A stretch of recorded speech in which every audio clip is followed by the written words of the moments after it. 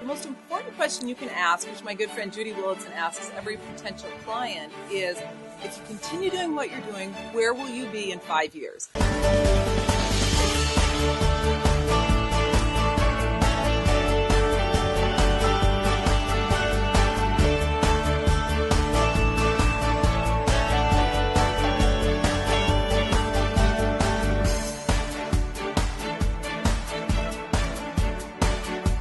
It's Annette Bau, and thank you so much for tuning in. This is really exciting because we woke up to snow here in northern Arizona. Now, I'm probably smiling because I get to leave in a few hours and go back to sun and no snow, but it's always exciting whenever we're up at our other home and it's snowing. As you can see, yesterday it was sunny and there was literally no snow, so it's pretty impressive. So today what I want to talk about is the 7 secrets of success. The first one, secret number 1, is where will you be? And the most important question you can ask, which my good friend Judy Willitson asks every potential client, is if you continue doing what you're doing, where will you be in 5 years?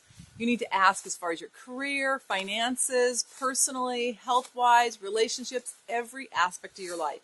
And then be honest, because the answer is probably even more important than the question. Once we're clear on where we're going to be, then we can determine if what we're doing is going to get us to where we want to be. And if it's not, then we've got to do something different.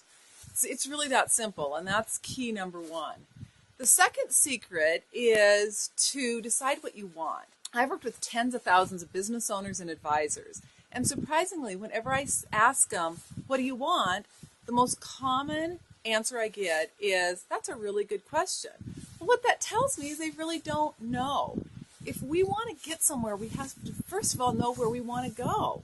If we went to the airport and said, wherever is there a ticket, I'm on vacation, no one would do that. And yet, how many people do that in their lives? They just kind of plod along, whatever road goes, and they never really have any big picture plan. We have to have a big picture plan if we want to succeed, and we've got to know where we are right now, and more importantly, where we're going.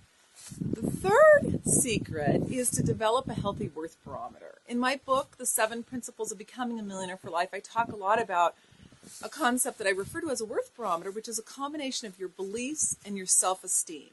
What we believe to be true is what's showing up in our life at some level. So we've got to look at what beliefs are serving us and what ones need to go.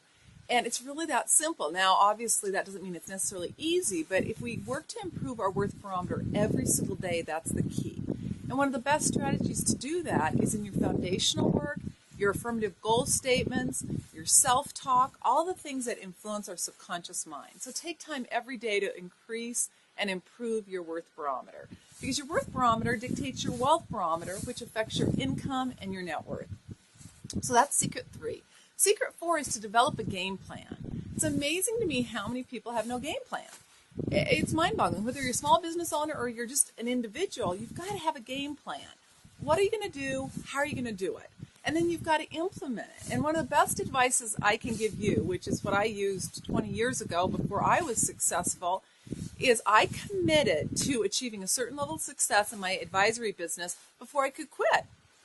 What that does is it takes the focus off your challenges and it moves you towards what you want. It's amazing what that one simple concept can do to help you achieve success. Secret number 5 is your affirmative goals. We've got to write out affirmative goals in every aspect of our life. I am or I active verb, and I is much more effective than we. And make sure you include every aspect of your life, because you don't want to end up with a 3-legged life, just like you wouldn't want to sit on a 3-legged chair. All right, once you write out your affirmative goals, then look at some big picture objectives, business as well as personal, and make sure that they're measurable and that they really ignite your spirit. Now we're going to talk about secret number 6, which are your high-value fixed-date activities and your income-producing activities. And your high-value fixed-date activities are those important things that have to be done every single day. And they're in different aspects of your life. Your health, your weight, it can be exercise, what you're eating, as well as in your business, your prospecting, your lead generation, your referral strategy. Make sure that every day you do your high-value fixed-date activities before you do anything else. If you look at top producers, they're adamant about getting those high-value fixed-date activities and income-producing activities done every day, as compared to their counterparts who are focused in on low-value fixed-date activities, which make us feel busy, but they do very little to get us to where we want to be.